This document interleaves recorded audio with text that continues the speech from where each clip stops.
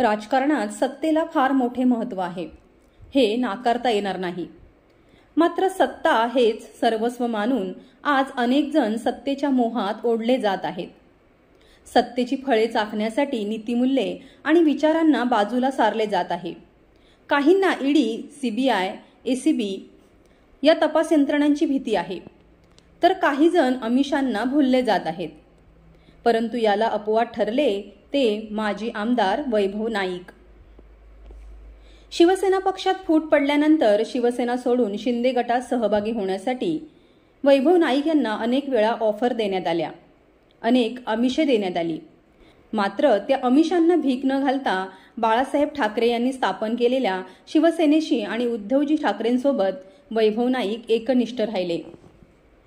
वैभव नाईक शिवसेना सोडणार नाहीत हे लक्षात आल्यानंतर 2022 मध्ये त्यांची एसीबी चौकशी लावण्यात आली.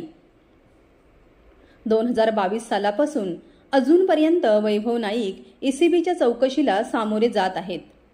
त्यांनी शरणागती पत्करावी म्हणून पत्नी आणि कुटुंबातील सदस्यांची देखील एसीबीकडून चौकशी करण्यात आली.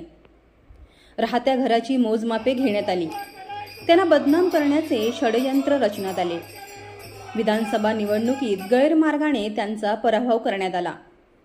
असे हर तऱ्हेचे प्रयत्न करूनही वैभव नाईक ना झुकले ना डगमगले. संघर्षाच्या काळात उद्धवजी ठाकरेंची साथ त्यांनी सोडली नाही. त्यामुळेच गद्दारांच्या मांदियाळीत निष्ठावंत म्हणून वैभव नाईक नावारूपास आले. हिंदुत्वाचा विचार आत्मसात करताना हिंदुत्वात निष्ठा महत्त्वाची आहे.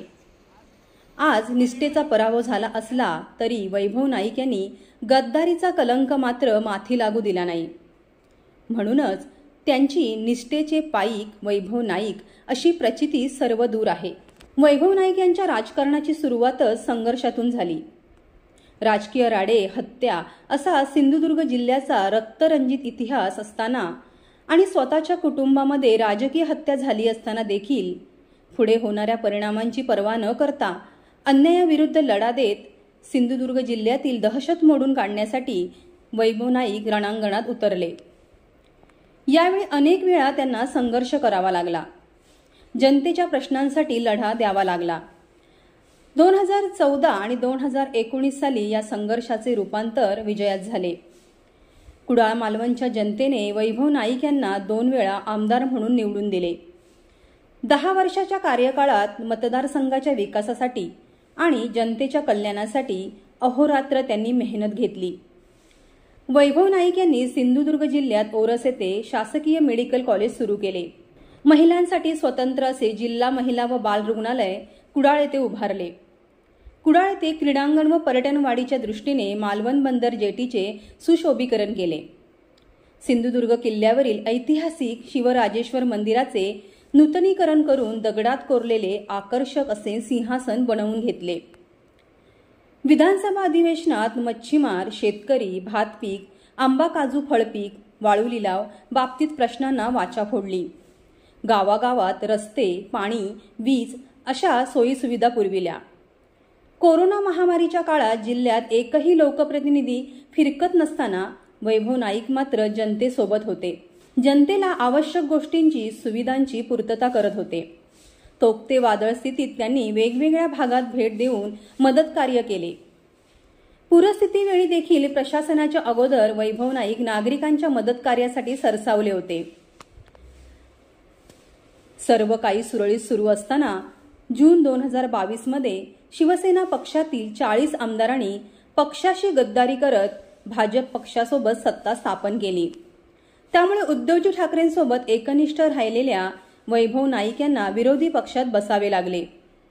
भाजपचे केंद्रीय मंत्री आणि राज्यातील 3 मंत्री असे 4 मंत्री वैभव नाईक यांच्या मतदारसंघात सत्ता व पैशाच्या जोरावर हर प्रकारे त्यांना विरोध करत होते.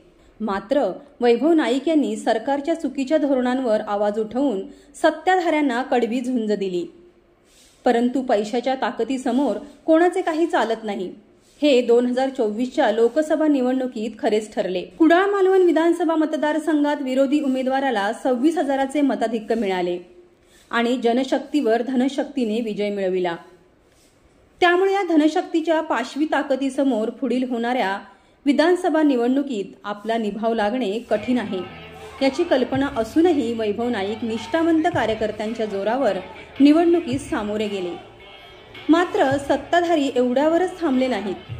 वैभव नाईक यांना रोखण्यासाठी 2024च्या विधानसभा निवडणुकीत भाजप पक्षातील उमेदवारांचा शिंदे गटात प्रवेश घेऊन उमेदवारी देण्यात आली.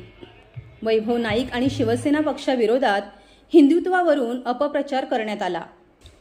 सत्ताधाऱ्यांनी निवडणुकीत लोकांना खोटी आश्वासने देऊन, लाडक्या बहिणींना 2100 रुपयांचे आश्वासन देऊन, जाती धर्माचे राजकारण करून आणि बेसुमारपणे पैशाचे वाटप केल्यामुळे सदैव जनतेसोबत असणाऱ्या वैभव नाईक यांचा दुर्दैवाने थोडक्या मतांनी पराभव झाला.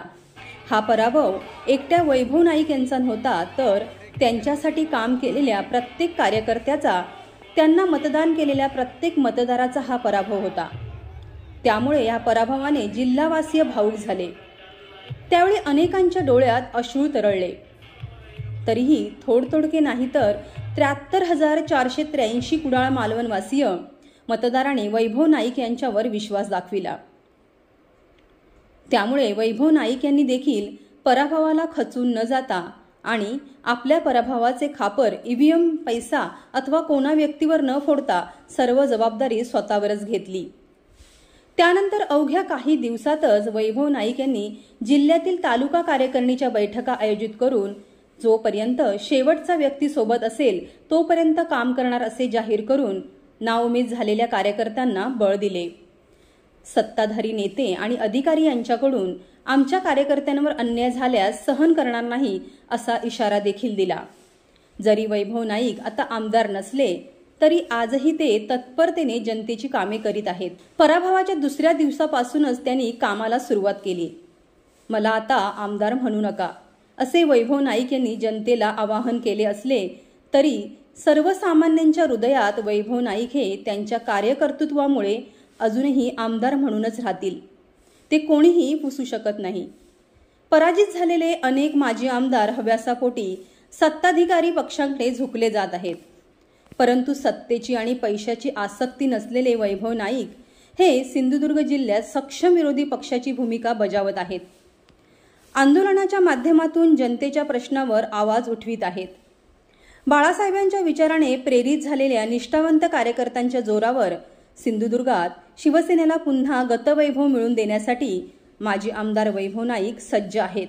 आज 26 मार्च रोजी त्यांचा वाढदिवस असून त्यांना वाढदिवसाच्या खूप खूप शुभेच्छा.